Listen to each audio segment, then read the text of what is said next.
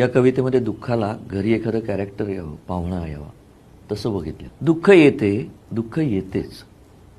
पुढचे दार उघडले नाही तर मागच्या दारातून, सांदी फटीतून, खिडक्यात अवधानातून, अगदी पाणी गेलेल्या नळातून, पण दुःख येतेच.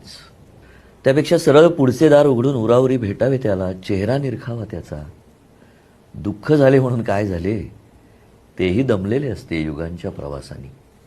छान आराम खुर्चीत बसवावे त्याला. त्याचा मूड पाहून ऑफर करावा एखादा चहा, कॉफी, एखादे ड्रिंक, काही आवडीची गाणी, गझल वगैरे लावू का विचारावे. रिलॅक्स करावे दुःखाला. रिलॅक्स करावे दुःखाला. परके पण मिटवून टाकावे लवकरात लवकर. आस्थेने विचारावे, काय काम आहे, मी काही मदत करू शकतो का, काय काम आहे, मी काही मदत करू शकतो का. ते गडबडेल, गोंधळेल. कितीही आव आणला ना तरी दुःख बरेचदा दुर्बळच असते. वा. पण ते जाणवू देऊ नये, मान ठेवावा त्याचा. आदराने नाही, प्रेमाने करावी विचारपूस.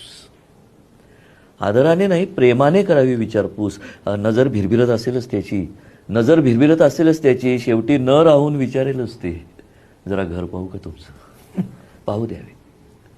पाहू द्यावे, रिलॅक्स असावे आपण.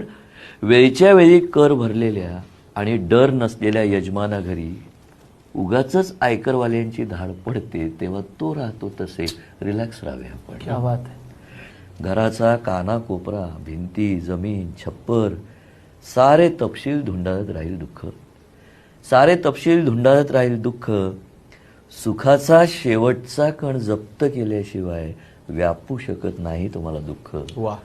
दुःखाला दुःख त्याचे असते. दुःखाला भय त्याचे असते. गांगरून गेलेले असते दुःख. तुमचा साधा शांत चेहरा पाहून कळत नसते त्याला समज बजावावे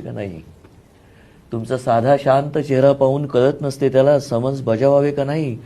अर्धवट खात्रीने ते जप्त करू बघते तुमचे जग, पण ते जमत नाही त्याला, जमत नसतेच. मग उतरलेल्या चेहऱ्यानी आले तसे निघून जाते दुःख. क्या बात. वा वा वा. जाताना मनात एक कोडे घेऊन जाते, इतका तपशीलवार छापा मारूनही तुमच्या डोळ्यात लपलेले निरंजन निरागस सुख त्याला सापडलेले नसते. वा वा वा. दुःख येतेच, येऊ द्यावे, काही बिघडत नाही.